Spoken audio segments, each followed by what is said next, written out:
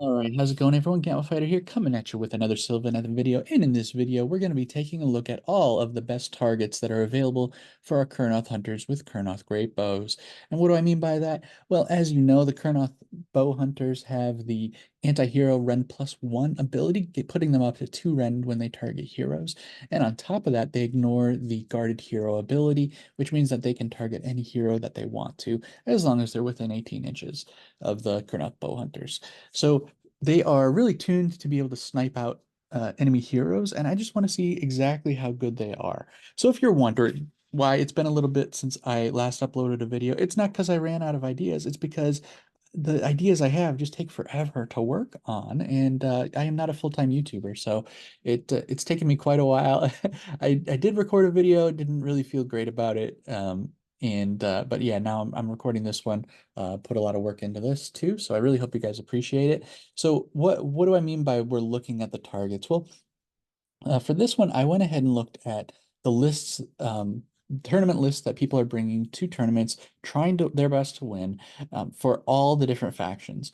And it was kind of tough because that's a lot. There's a lot of factions, and I had to look at several lists from each faction to make sure that this was representative of what people are bringing and not just some one-off type of thing.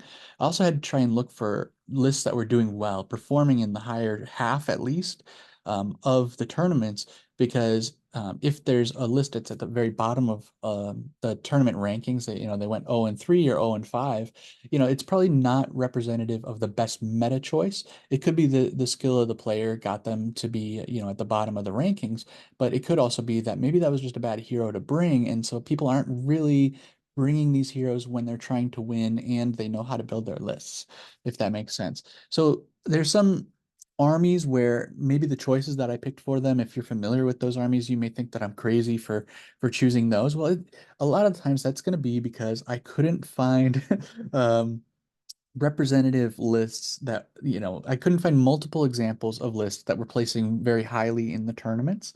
And even in some cases, there's some things like Luminath Realm Lords, they have like quite a lot of high placing lists, but they also bring a pretty big variety of heroes. So I just did my best, trying to get about two heroes for each army or each faction, and then sometimes three and sometimes one as well, but aiming for two for the most part. So we're going to take a look at all of those and see how the Kurnoth Bow Hunters can do. So some of these are going to be like Foot Wizards, and the Kurnoth Bow Hunters, when they're reinforced, they're going to be able to kill them easily. So your opponent's really going to have to keep their Foot Wizards or Foot Priests away from our Kurnoth Bow Hunters.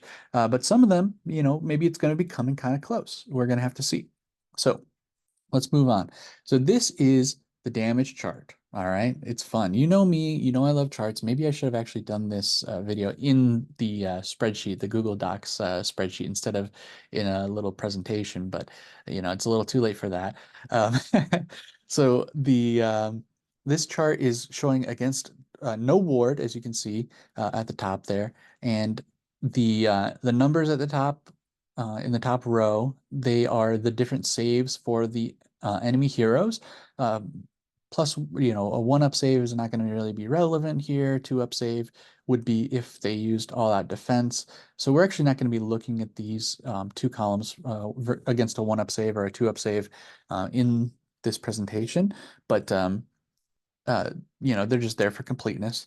And then we've got up against a 3-up save, 4-up save, 5-up save, and 6-up save as well. And then under that, I've got the different, in the far left column, the label there is for the different modes of shooting, the different modifiers to hit and wound. And there's a couple. So there are some heroes who have different abilities that can give -1 to hit and wound. Um, so that's not going to come up a lot, but I've included it again for the sake of completeness. We've also got covering fire, which is when you shoot during your opponent's turn. The bow hunters will be at -1 to hit. We've got regular, which is hitting on threes, wounding on threes. We've got all-out attack, hitting on twos, wounding on threes. And then we've got priority target, which is especially relevant when we're looking at the general, because, they're heroes in the general's regiment, so they'd have to be the general for this to work. And they recently changed this, but as long as you're within 12 inches of the target, then you get +1 to hit and +1 to wound against the general, and then their honor guard that they picked. So if you pick the Kurnoth Bow Hunters as the honor guard and you're targeting their general with priority, you use the priority target ability on the Kurnoth Bow Hunters. They'll get +1 to hit and +1 to wound. So that's the best case scenario. So yeah, this is the kind of damage that we can expect, and this is kind of interesting for the range of damage. For all of these modifiers to your hit and wound, we see a huge difference between the -1 to hit and wound and the priority target. We're looking at almost triple the damage, which is a pretty big spread. Whereas the regular damage compared to priority target, it's not even double. The priority target doesn't even get double the damage that regular shooting does, which if you do understand the to hit roll into the to wound roll and the modifiers, the way those get modified, that does make sense. +1 to hit and +1 to wound is a big deal, but it's not, it's not double. So, but there is a big deal when you go from -1 to hit and wound to +1 to hit and wound. That's a pretty big spread right there. But yeah, looking at covering fire, yeah, we're losing quite a bit of damage against every type of save that's available um, when we use covering fire. But it's still, if you're bringing a reinforced block of Kurnoth Hunters, then using covering fire every single turn is usually going to be worth it because it's a lot of shooting output that we can do. So just some sort of caveats as well on this. This is for a reinforced unit, so it's going to be 400 points. It's 18-inch range, and this is also the average that you would expect. And this is targeting heroes. So they've got 2 rend on these.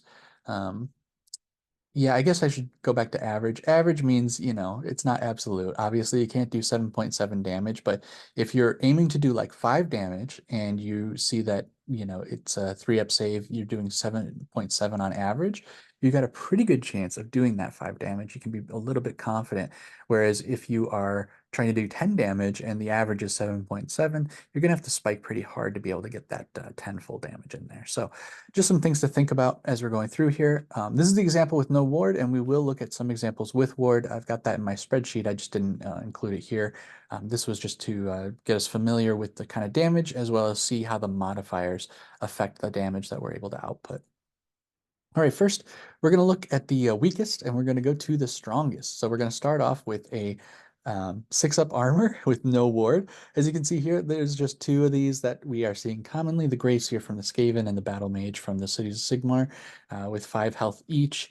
These are very, very weak, and they're most likely going to try and stay away from your Kurnoth Bow Hunters. You can even see even with -1 to hit and wound, then we would on average expect to do 6.5 damage.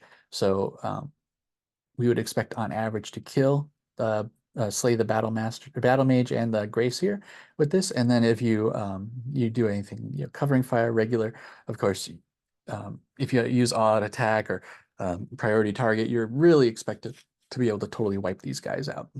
So we're starting off with these little simple targets, not much health, not much armor, no ward. So, but yeah, we're gonna increase the difficulty as we go along. So I didn't really, oh, that's the other thing. I may not include every hero that you would want to see. Maybe your friend always uses a hero that's not on here, something like that. That's why I'm including at the top the profile, basically the defensive profile, so you can fill it in yourself. So you can go through the video and take a look at, say, it's something with a 5-up armor save and a 6-up ward. Then you can, go to that point in the video where I cover that, and then you can just fill in kind of the health characteristic and see the kind of damage that we're looking at here. So yeah, there's not any others that I found that were commonly used by other hero or by other factions in their armies that had a 6-up save, but also like a 6-up ward or a 5-up ward or a 4-up ward. So it was just the 6-up ward or 6-up armor with no ward that we saw just there. Next, we're looking at a 5-up armor with no ward. So this is going to include, I should have probably included the faction name here too. I did have that on my spreadsheet. I just didn't paste it over. This is also where my absolute lack of knowledge in design just is just shining through here so much. So you really have to forgive me if I feel like this is the best I could do, but I feel like it's also like just really terrible design. So I really hope it doesn't bother you guys too much. Hopefully you're just painting and you're listening, so you can enjoy the sounds of what we're going over. So um, for 5-up armor with no ward, we're looking at the Cenari Caligrave from the Lumineth Realm Lords, the Slaughter Priest from the Blades of Corn, and then the Butcher and Slaughter Master from the Ogre Maw tribes. These are more foot stuff, priests and wizards. So a little bit tougher than the last one, but not by much. And we can see on here, we are expecting, even with -1 to hit and wound, we're expecting to do like 6.5 damage. And actually, if it, think about this is the same damage that we're seeing here because we have 2 rend. So it doesn't matter if they have 5 armor or 6 armor. So when we're doing our regular shots, we would expect to do 11.5 damage on average, which easily clears all of these with 5, 6, 7, and 8 health, respectively. So we would expect on average to kill these guys if we're shooting at them with our reinforced unit of Kurnoth Hunters. So again, your opponent's probably going to want to keep them safe. The Slaughter Master, I believe, it could be the Slaughter Priest because they both have Slaughter in the name. I do have notes on these, but the Slaughter Master can give out a 5-up ward that yeah, it's this master because it's the ogre one. He's got like he stores up like body parts or something, and he hands them out to give a 5-up ward. He could give it to himself, I believe, if I read the rules right. But you probably wouldn't want to as an ogre mod player because um, he's not very good. Although I guess in the situation where he has to get in range of Kurnoth bow hunters that are reinforced that are going to snipe him, maybe he would give himself a 5-up board. So if you want to keep track of that, just watch for the slide where we talk about 5-up armor with a 5-up ward. And remember that the Slaughtermaster has 8 health characteristic. Very nice. So next, moving on to the 5-up armor with a 6-up ward, we are looking at the Hag Queen. This is fun too because it's a real test for me to see if I remember where these things come from. So this would be Daughters of Cain, Hag Queen. We've got Orc Rune Smiter from Fire Slayers, Abhorrent Gore Warden. I'm gonna be honest, the death factions all run together in my mind. I'm gonna say this is the Flesh Eater Courts. This sounds like a Flesh Eater Court thing, with 7 health. The Slann Star Master. Star Starseer, maybe the Slan guy, with 9 health from the Seraphon, of course. Gobsprak from the Cruel Boys with 14 health. So here we're breaking new ground where we're getting above that 8 health characteristic into 9 as well as 14 with a 5-up armor and a 6-up ward. So during our regular shooting, we would expect to be doing about 9.63 damage, which now as Kurnoth Hunters, they have a damage characteristic of 2, so they can't do 9 damage. So you would expect to do either 10 or 8 damage, which is a kind of a breakpoint for Slann here because he has 9 health. Or they have Slann is not a character. That's Lord Croak, but Slann is the like generic kind of caster guy. So that's a pretty key breakpoint where if you're shooting with a regular attack, you may want to do all-out attack where you would expect to do 12 damage on average. Because when I see that the Slann has 9 health and we're doing 9.6 on average, that's where we're leaning towards a lot of the time, more of the time than not, we're going to be doing the 10 damage. And then a little bit less of the time, we'll expect to do 8 damage. But to kind of guarantee, quote unquote, that we'll get that kill, you probably want to go with the all-out attack. That's how I'm thinking about looking at these different charts. Now against Gobsprak, I think Gobsprak seems like a main guy. I'm not going to know if these guys are War Masters or not. He does seem like a main guy who might be the general pretty often, in which case he would be susceptible to priority target, which on average would do 15 damage. Now, in this case, that means we're doing either 16 damage or 14 damage, and it's kind of 50-50 whether we're going to be doing 14 or 16. Although again, these are averages, so it's not going to work out perfectly that way. But if you do have priority target, there's actually a pretty good chance, and they don't use all out defense. There's actually a chance that you could take out Gobsprak with one volley from the Kurnoth Hunters, which is really cool. Then the Hag Queen and the Rune Smiter, the Gore Warden, those you would expect to take them out with you're just a regular shooting attack. Now the Rune Smiter is a Fire Slayer, and that means that they have an ability. They can choose an ability at the start of their turn, or maybe during the hero phase. I forget which. But one of those abilities does give the army a 5-up ward, and I think they will be using that a lot against shooting. But I don't know if they won't always be able to use it. So the 5-up ward would increase the survivability, but I don't think it would still save him. If you did use like an all-out attack, that might be safe enough to be able to take out the Rune Smiter with one volley, even with that 5-up ward. All right, moving on to a 5-up armor save and a 5-up ward. I'm sorry, I'm just laughing because I feel like the design on these slides is so bad. I did my best to make it consistent, but okay.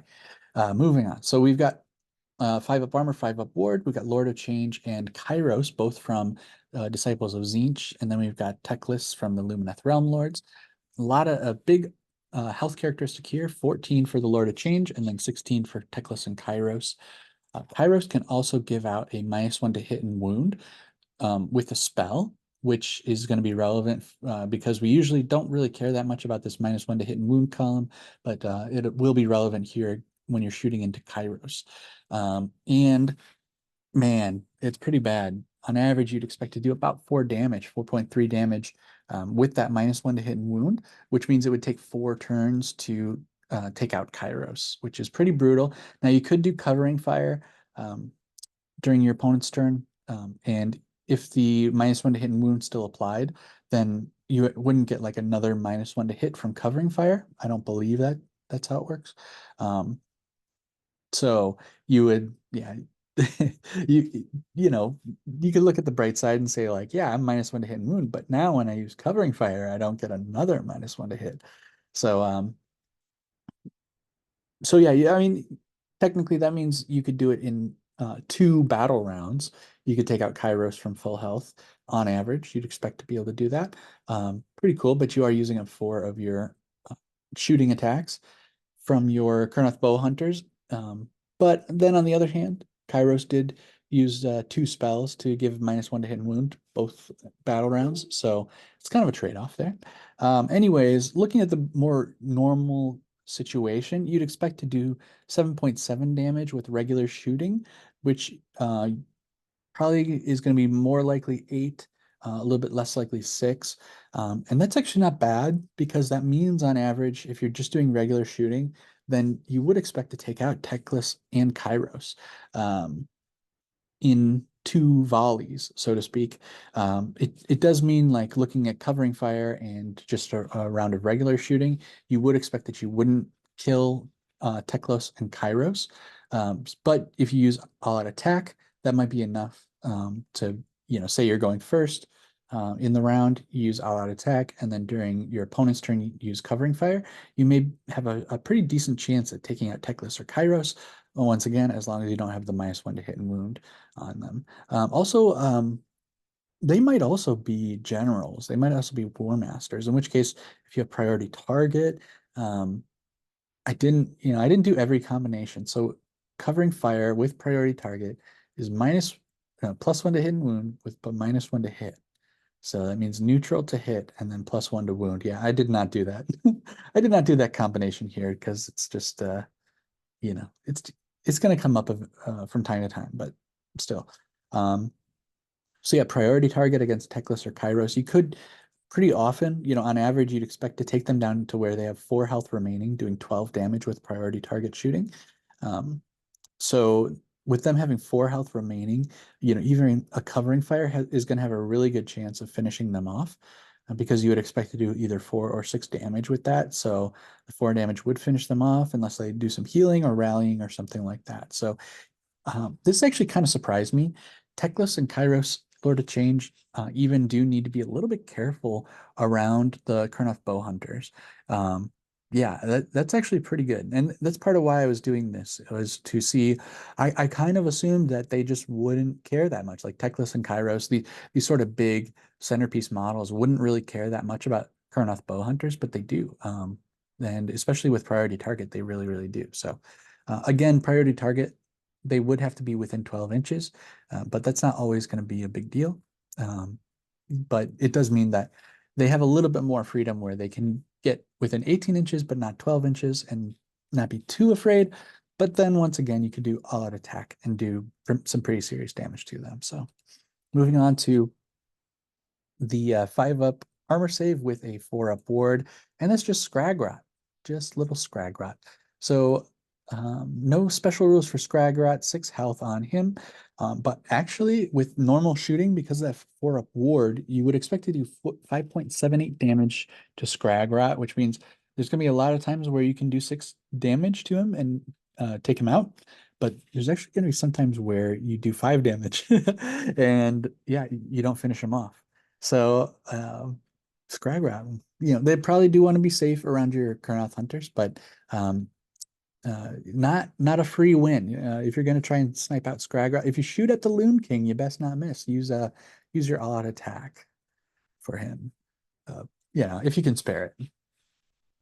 All right, next going up into the 4+ armor save. We're looking at no ward here, and some examples here are going to be the Skink Starseer from Seraphon, the Snatchaboss on Sledge Raker from the Cruel Boys, Frostlord on Stonehorn from the Ogama tribe, Trug from the Gits, and then Broad from the Sons of Behemoth.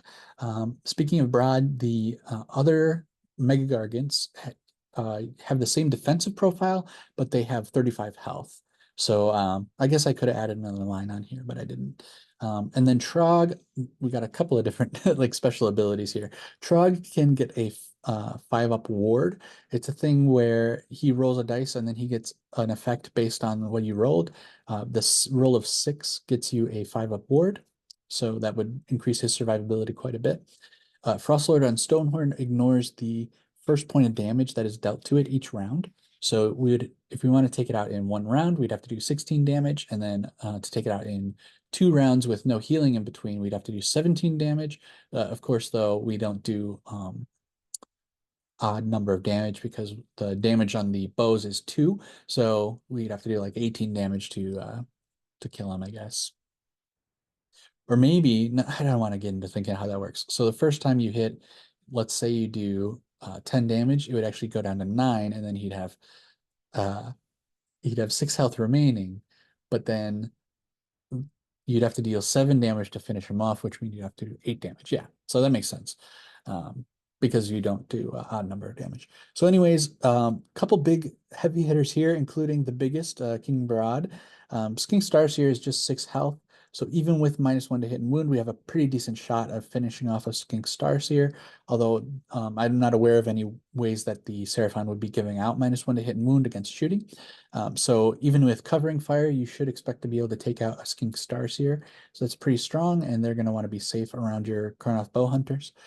Now the Snatchaboss and up, we're looking at 14 health, 15 on the Frostlord on Stonehorn, 16 on Trug. So these guys are a little bit tougher to take out, and so we're going to have to do a little bit more damage. So with regular shooting, we're looking at 9.63 damage. Not bad. That's 2 turns of just pretty solid shooting. I didn't include healing in here because, yeah, I know the Troggoths can all heal and stuff like that. And of course, there's rally and everything like that. I just didn't want to throw in too many different variables, but you do have to just take into account that when you're shooting at these bigger guys with a higher health characteristic that have 4-up armor and no ward, you would expect them to, well, I guess priority target is 15 damage. If you expect them to survive a round, you would then want to take into account, are they in combat so they can rally? Are they a Troggoth so that they have this healing built into them? Or do they have a healing prayer or something like that? Whatever else they might have available to them, or other abilities to heal, you're going to have to keep those things in mind. So, but without taking those things into account, a lot of these are going to be the leader, the general possibly. So with priority target, we're expecting to do 15 damage. That means about half the time we're probably doing 14 and about half the time doing 16 damage. So it's kind of an unfortunate breakpoint. Although if you can do 16 damage with priority target to a Frost Lord on Stonehorn, in one turn you would be able to take that out. That's pretty strong. It's actually pretty impressive. I did do a video comparing the Kurnoth Bow Hunters to other shooters, and I really wasn't impressed with them. So the fact that they're actually doing pretty good damage against these pretty tough, traditionally tough heroes is actually kind of concerning, because then how much damage are the other guys doing? Now we do have on the Kurnoth Bow Hunters, they get +1 to rend, which I didn't factor into account when I was comparing to other shooters, because I wasn't comparing against shooting heroes. I was comparing against shooting just generically with no extra anti-rend bonus or anti-X rend bonuses or anything like that. So, but yeah, pretty impressive from the Kurnoth Hunters. I'd say even Trug with 16 health, if he's got priority target on him and the Kurnoth Bow Hunters are reinforced and shooting at him, he's probably going to want to use all out defense. So, yeah, that's the other thing. I probably could have done an all out defense on here as well, but oh well. Oh well.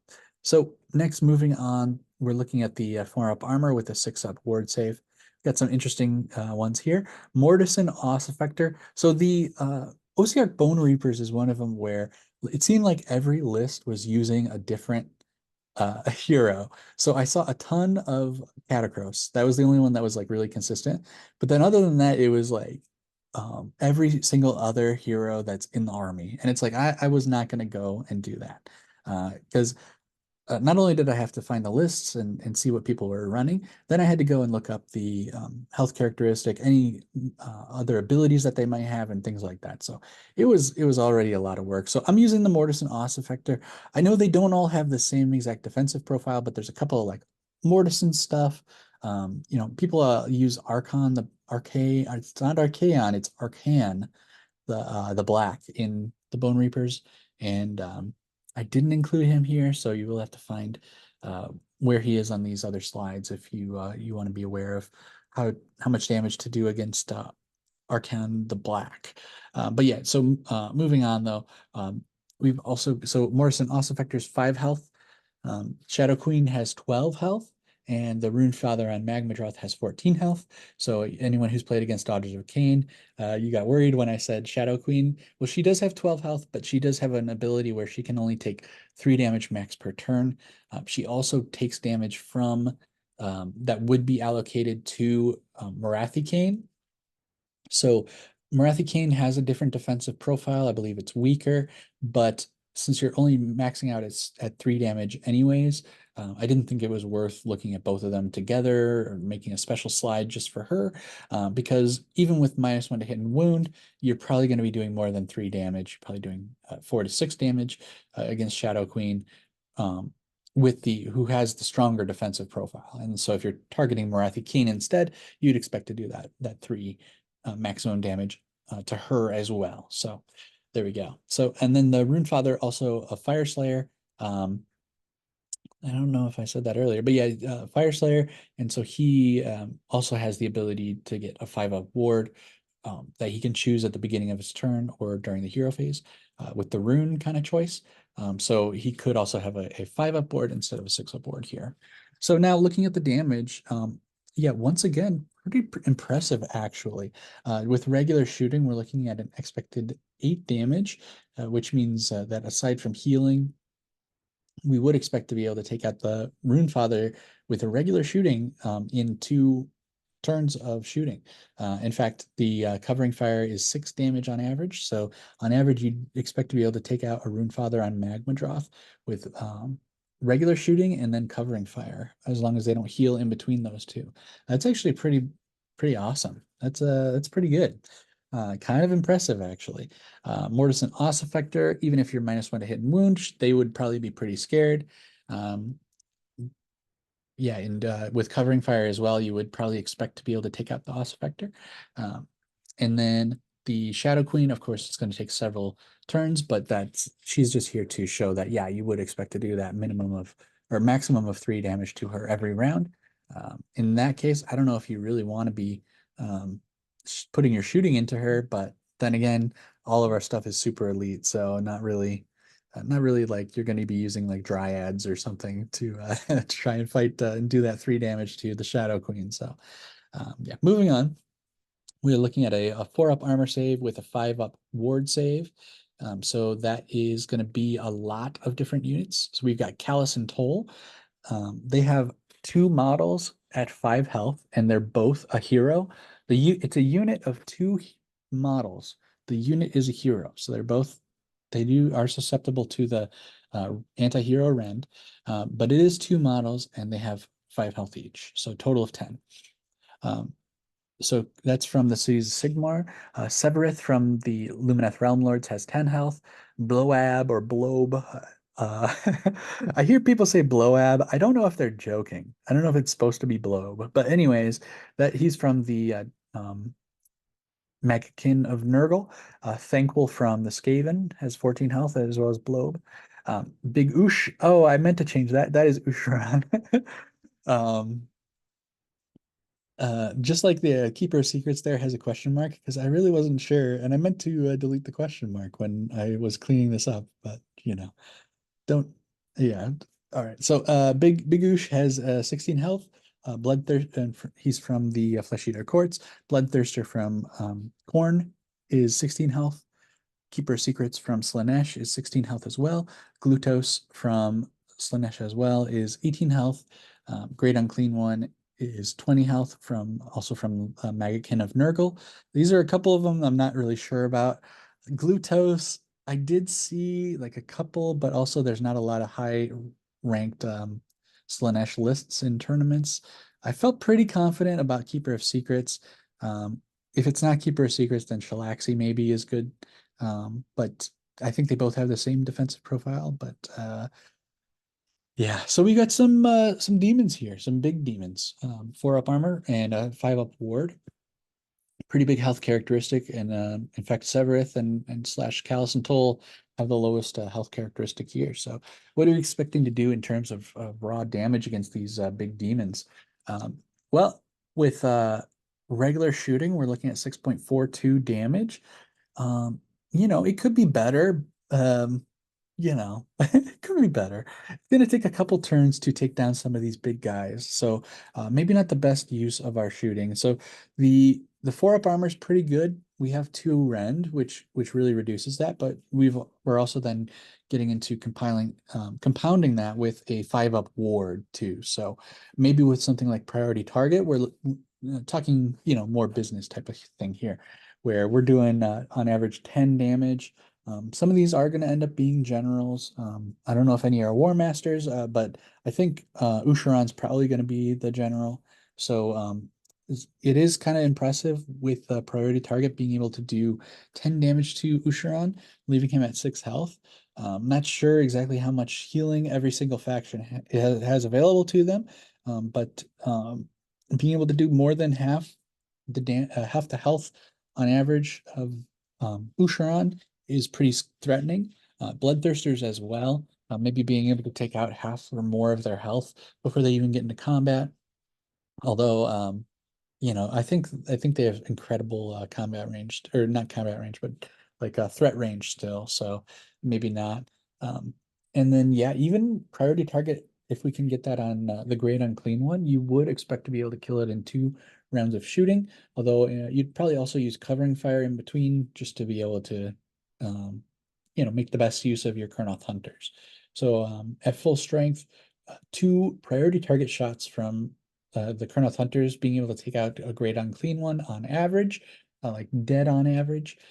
That's actually not terrible. That's not as bad as I was treating the Kurnoth Hunters in my mind before. So got to give them a little bit more credit now. Um, let's see any other notable ones. Just covered Bloab and Thankful just briefly. With those, let's see, even doing an all-out attack and then doing covering fire, on average, you would expect to not be able to finish them off even without any healing. So not terribly great, but maybe being able to just put that pressure on them with some regular shooting, or if you have all out attack available, and then using your covering fire, just kind of a constant pressure on them. Yeah, it is kind of impressive because these are pretty big, pretty durable, pretty threatening heroes that we're looking at here. So it is pretty impressive that we're able to do this kind of damage with the Kurnoth Hunters. Okay, moving on. We're taking a look at a 3-up armor save with no ward. So the Admiral and the Engine Master for KO both had the same defensive profile. Um, I meant to make a note of this. They they have a couple of things that are kind of right in this area as well, like the Aether Chemist or the Etheric Navigator, something like that. They might also be 3-up armor with no ward, but maybe they have like a 7 or 5 health, something like that. So the some of the KO kind of foot guys are going to be in here as well. Lord Relictor from the Stormcast, Volturnos from Anathepkin, coming in with 8 health, Brock Grunson from the KO with 8 health, Belthanos from, of course, the lovely Sylvaneth here with um, 14 health here. Then the Mega Boss on Maw Crusher from Iron Jaws with 18 health, and Krondys from the Stormcast Eternals with 20 health, a massive 20 health here. So 3-up armor is pretty good, but we do have 2 rend, and they don't have a ward save. So we're actually able to do pretty impressive damage here, doing 7.7 damage on average with our regular shooting. Even with covering fire, you'd expect a good amount of the time to be able to take out these little 6 point or 6 health guys, little foot priest from the Stormcast and that type of thing. So really showing the power of being able to get through that armor here, and when they don't have a ward save to back it up. Now, if we're talking priority target, where I can definitely see Belthanos, if they're not running Alariel, could be the general. Krondys could easily be the general. Megaboss on Maw Crusher, maybe the general. I'm not sure. I don't know if Brock is a War Master or what, but yeah, quite a few of these I could see being the general. In that case, we're doing on average 12 damage with priority target. So not quite taking out Belthanos or Maw Crusher, but being able to 2-tap old Belthanos, Maw Crusher, and Krondys, actually pretty impressive. Whereas looking at, doing an all-out attack, we're doing 9.6 damage. So if Krondys isn't the general, then we actually wouldn't even expect to be able to take him out in 2 rounds of odd attack shooting. Maybe when we add in covering fire on top of that, we've got a pretty good chance of taking him out, as long as he doesn't get healed by like the Vexilor guy with the healing banner, rallying, stuff like that. So the Maw Crusher maybe um, an even more threatening target. I think about these guys actually. These are all worth. Sorry, the bottom 3 here. These monsters are all worth like a lot of points, and your opponent is not going to want them sitting in the back. Even Krondys being a wizard, he is a lot of points, and he needs to be fighting to be earning his value back. And yeah, they're not going to be able to afford to have a hand in the back. Now that I say that out loud, I do remember that they bring Praetors. So that's another thing I didn't account for in here. There are bodyguard units, and actually now that I think about, the Fire Slayers have at least one of those, where it's like, hey, if this unit's near a hero, like that hero gets like a ward save or something like that. So yeah, not taking into account those things, definitely is going to be harder to chew through because of the ward saves that they can get from that, or the bodyguards. But still, I think, yeah, I don't think it would be so easy to just, 2-tap Krondys. But,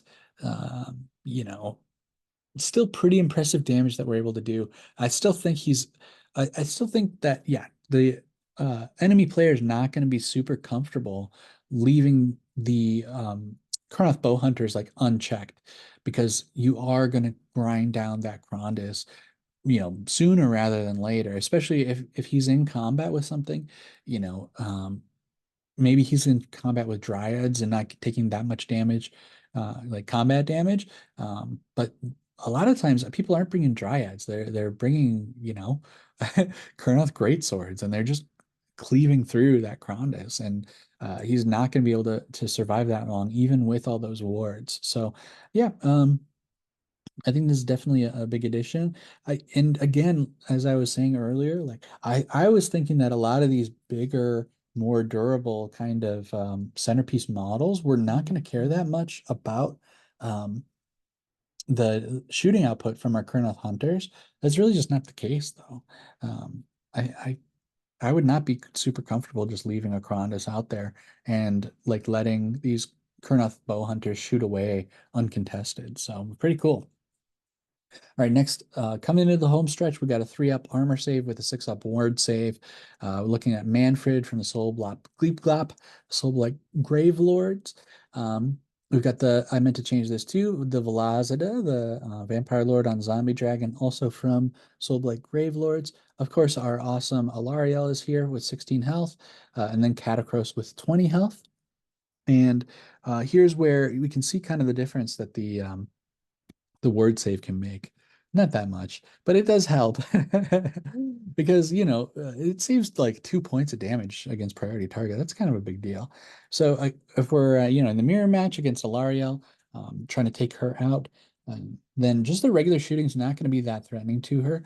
Um, she does have a lot of healing too. So, you're using you're using priority target actually, because she definitely is a War Master. I'm sure Catacross is the War Master as well. So, but just looking at those examples, still being able to do 10 damage with priority target to Alariel, Catacross, a Vampire Lord on Zombie Dragon. Actually kind of impressive, not to be scoffed at. Now, Alariel is going to be able to heal 2d3, and then if she can get within range of Wildwood, she can heal another d3. So she's going to be able to heal quite a bit back. But even then, the average on 2d3 is, I used to know this. Why did I forget what this was?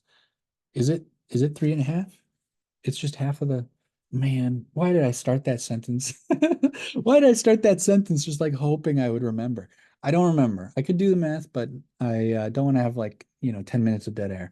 So, anyways, it's not 10. That's my point. She's not going to heal back fully. So if you can get some priority target shots in there and hit her with something hard like a Durthu or like Kurnoth Greatswords, you probably could take her out with one hit, one like round of shooting and then combat. And that's how you have to deal with Alariel. She's a real big anvil, and um, we're you know it's a mirror match, but we're capable of dealing with her, which is really interesting to see. And yeah, even Catacross would be in quite a bit of danger as well, with just a little bit more health characteristic that he has. He's not going to want to take two priority target shots, volleys from Kurnoth bow hunters on average, doing a lot of damage there. All right, moving on, we've got a 3-up armor save, 5-up ward, just Archaon. Just Archaon with his 25 health. On regular shooting, we're expecting to do 5 damage, which, man, that's too bad. That is disappointing. Now, he's going to be priority target. He's going to be the general. So we're looking at 8 damage on average with priority target. He's almost half of the enemy army in this case. So, having to really chunk him down as much as you can.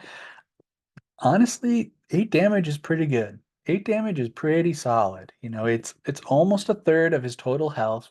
He's not going to be able to. I don't think he has much in the way of healing. I think it's just the thing where the Nurgle head, or the Corn head, um, his rampage, where the Corn head can eat something and heal by their health characteristic. Maybe getting 5 from that. I think he'd be really lucky to get 5. But yeah, if he's fighting our Kurnoth Hunters, he's got to roll a 5 or a 6 to be able to heal for that 5. Not super great for him. I think we actually have a pretty good um, time. The -1 to wound from being Nurgle marked is only against combat attacks, I believe. I really hope so, because I didn't account for it on this thing. So, and it would make a big difference. So, we're looking at 8 damage. This is 400 points for us, but it's like 900 something for the opponent. So if we can tie him up, if we can put some pressure on with, some Kurnoth great swords or something, um, then yeah, we can really threaten to take this guy out and really wipe out half of his army. So, actually not bad, not terrible. You're gonna have priority target. Thinking about that, covering fire is gonna be a little bit better than I'm showing here because the priority target will give +1 to wound, and then he'll be neutral. They'll be at neutral shooting, so it'll be at regular, but with regular damage, but with +1 to wound. If I'm thinking about that right, yeah, that's actually pretty good. So, if you're going first and you have a shot, 8 damage on average, and then you're going second, you're doing either 4 damage or 6 damage. So that's a total of um, 12 or 14 damage, but in one battle round. Um, that's not bad. He's gotta do something. He's got to deal with your Kurnoth Hunters somehow. And yeah, it's a threat. I like it. All right, next up is the Eidolon. This is from Lumineth Realm Lords. I don't know which one people bring because I just saw Eidolon of something something and I wrote down Eidolon. And then when I went to look up the Idoneth Deepkin units, I really hope I said Idoneth Deepkin earlier. Man, I am starting to lose it on this recording. But anyways, I went to look it up and there's like two Eidolons. So I think they have the same defensive characteristics. So I'm just going to say Eidolon here. Um, Idoneth Deepkin was another one where I was not finding very reliable high placing lists. So, but this is 3-up armor with a 4-up ward save. So this is pretty much as good of a defensive profile as it gets. That's the other thing. Like Archaon's pretty much as good of a defensive profile as it gets too. This one's just a little bit better. But we're still, we're still shooting. So I don't think Eidolons are War Masters, so I don't think we can take a priority target for granted. But with an all-out attack, we're doing 4.82 damage. It's not super impressive. But also the Eidolon only has 12 health total. So we are taking a pretty big chunk out of that. I don't know how much healing they have available to them. I think it's mostly just rally. And there may be something that I'm not aware of. I really don't know that much about IDK. So but yeah, going with an all-out attack of 4.82, regular shooting of 3.85. So sometimes doing 2 damage and more often doing 4 damage. It's not super impressive, but for this being essentially the best defensive profile in the game that we would expect to come across, it's actually pretty okay. It's all right. Um, you know, the it's not like, a lot of other stuff is going to be doing a lot more damage to this type of thing. This is really tough to get through. It's 3-up armor, so even our 2 rend still isn't getting all the way through it. And then it's got a 4-up ward that we're not reducing in any way here. So that's just cutting the end damage in half. So when you take all that into consideration, it's not too bad. Our Kurnoth Greatswords are going to obviously do a lot better. But they have to get into combat with this thing to be able to do that kind of damage. But even then, they're going to be hitting that 4-up ward. So half of all those mortals that they're doing, half of them are just going to go kaput, you know. So even the greatswords are going to be impacted by that. So yeah, it's going to take several turns to grind through this kind of a defensive profile, but um, yeah, that's kind of par for the course when we're looking at essentially the strongest defensive profile you can get, right? So not bad, but yeah, a bit of a grind at this point. Kind of like with Archaon, but now it's less health but more ward available. And then finally, looking at the unrendable stuff. This is all the stuff where the +1 to rend doesn't matter because even our regular rend doesn't matter.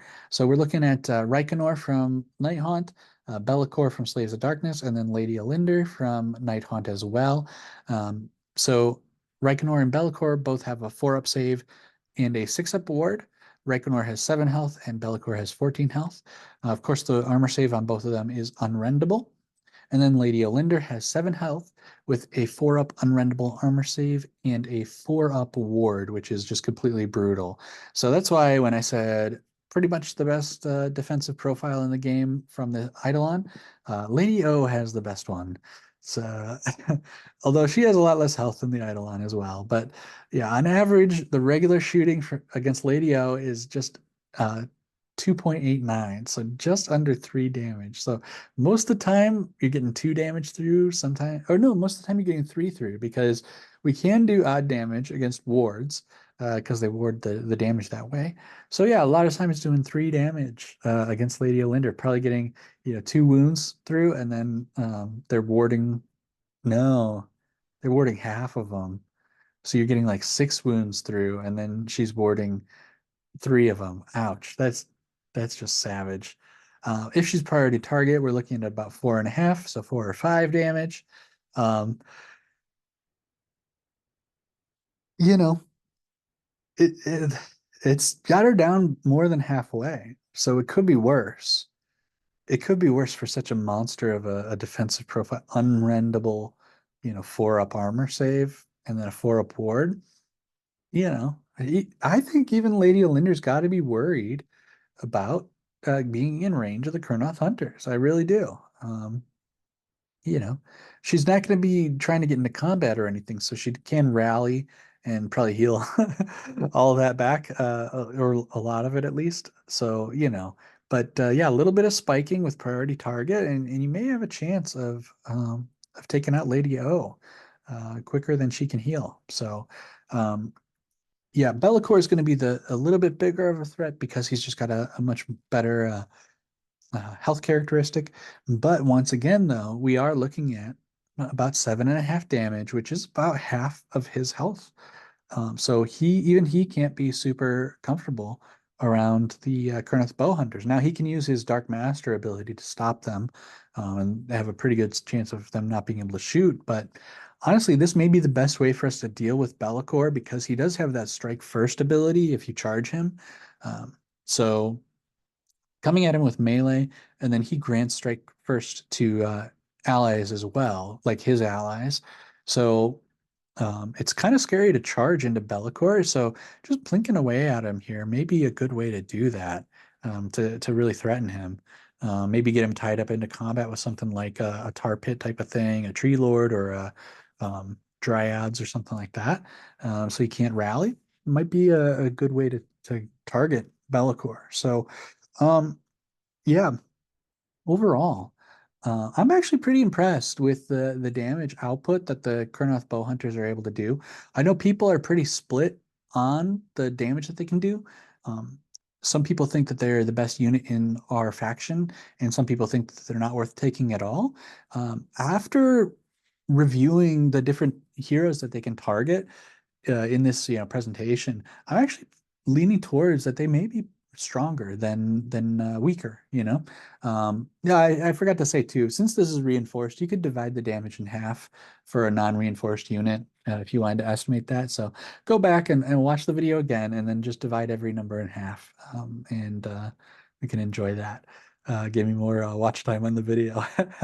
But yeah, I really quite impressed. I was down on them after comparing the Kurnoth Hunters against other shooting in different armies. I was kind of down on them, but now having done this, this is really their role, is to target and snipe out these heroes. And they do a really good job here, a good enough job when we look at the type of defensive profiles that we're going up against, comparing the damage that we can do on average against those defensive profiles to the health that those heroes have. It's actually really, really impressive. So there is a thing to say about Kurnoth Hunters where it's like maybe the issue is the way that you're using them.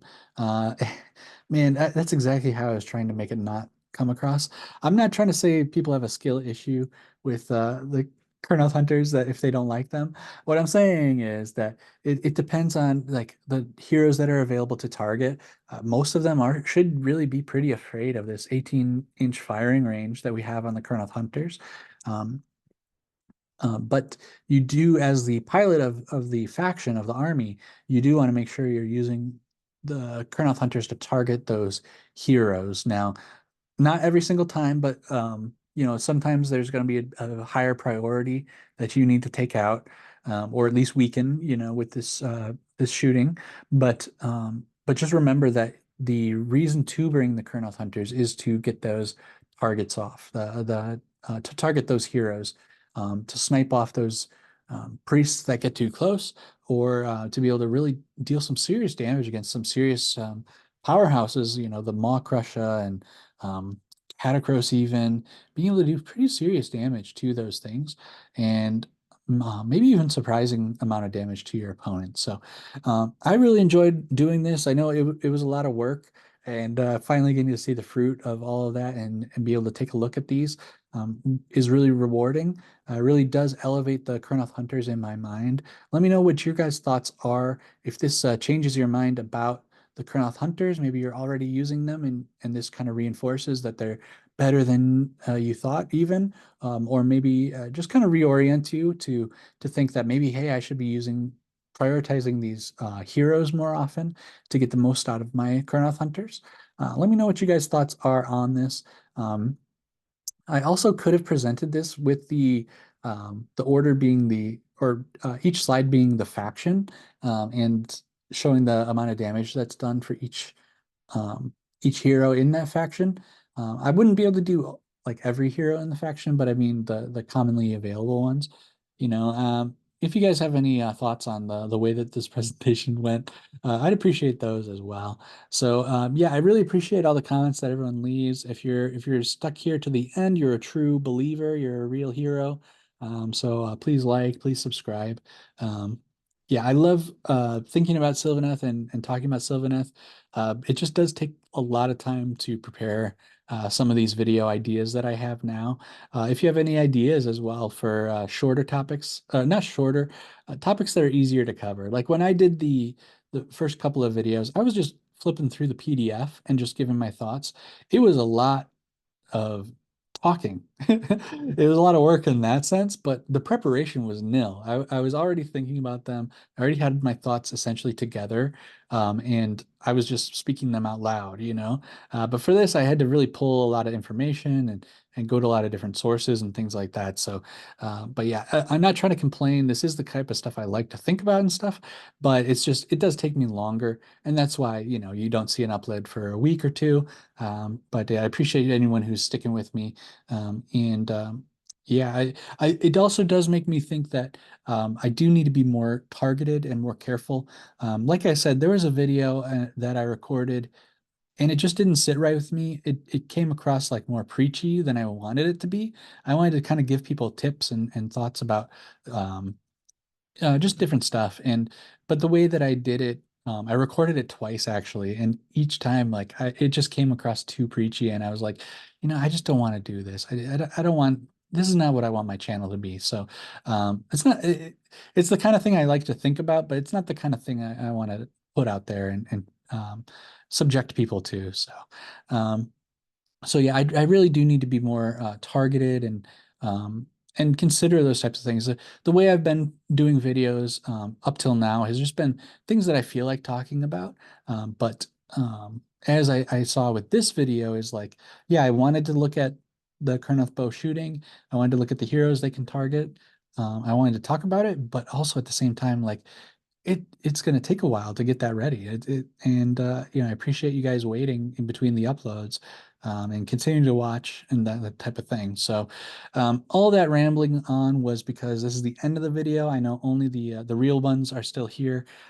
Really appreciate all you guys who watch, and that's it for me this time. Until next time, I'll see you guys in the next one. All right, bye.